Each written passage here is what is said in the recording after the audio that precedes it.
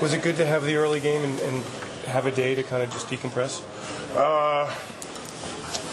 Yeah, but it didn't really matter when we played, man. We were fired up and excited, whether it had been the early one or the late game. The intensity and the way we brought it and the way we played wouldn't matter what time. Was that the most complete game the O-line's played this year, would you say? Probably not. No? There's different games where we played well, too. So. What do you know this early this week about the Vikings front?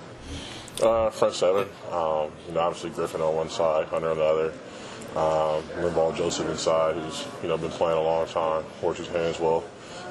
Kendrick's brother, and then Anthony Barr. Pretty good. Both great athletes, great instincts. Young aggressive players. You watch that game, I'm sure you're like, well, it's gonna be the Saints. It's gonna be the Vikings. It's gonna be the Saints. It's gonna be the Vikings. Yeah, that's exactly how it was. And then the last play happened. I guess it'd be the Vikings. So, yeah. What were your initial thoughts when you finally knew who it would be? It didn't matter to me who it was.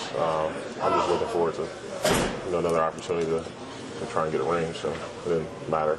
Here it is, you guys are the underdogs again. And can you believe that? Going into the Falcons game after that, being an underdog, I really wasn't surprised. It is what it is.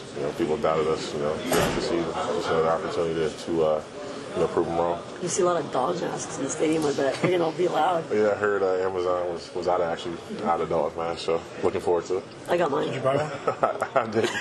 I did not. You said maybe it wasn't the most complete. How did you guys think you played on the O-line? Back and watch it? We were able to, run the ball when we needed to and did a better job of, protecting Nick and, not getting him hit. There's always things we can do better. Things can be cleaner. So that's kind of what I mean by it. Yeah. What kind of challenges does the front seven present for the Vikings? They've done a really nice job against the run all year, just like you guys have. What kind of unique challenges do they present you guys? I wouldn't say unique, but they got rushers on both sides. They got rushers inside. Linval Joseph, big, powerful, strong guy. Then the linebackers, young, athletic, aggressive, play aggressive. So.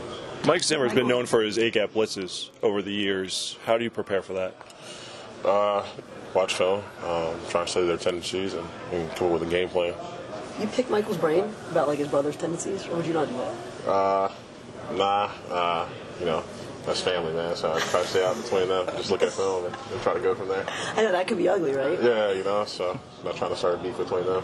Hey, what does it feel now that you guys have had a couple days to sit on this, that you really are a home win away from the Super Bowl? Oh, yeah. 60 minutes from a opportunity to win it all. It feels good to, throughout the year and, last week to be able to put ourselves in this position.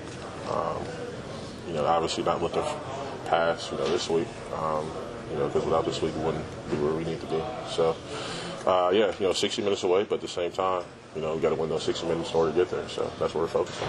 You played with Case Keenum in Houston. What do you recall about your time there with him? As a person, that him and Nick are almost mirror images. What I mean by that is, both put God first, both high character guys, both bring a lot of energy, both very positive guys, especially in times of adversity. So that's what I mean by it. Are you surprised at all by the success he's had on the field? Who, Keenum? No, I always thought Keenum was good, even when I played with him when I was in Houston. Especially when it came to throws on the run. His accuracy on the run is pretty damn good. Is last year's Vikings game, is that a resource at all this week, or because the personnel is different? Yeah, you always go back and look what they did last year, and how you handle it, and things you did well, things you didn't. Then you match that with the different personnel they have this year, and kind of go from there. It seems most of their defensive line is the same personnel that you saw last year. Is that right? Yeah.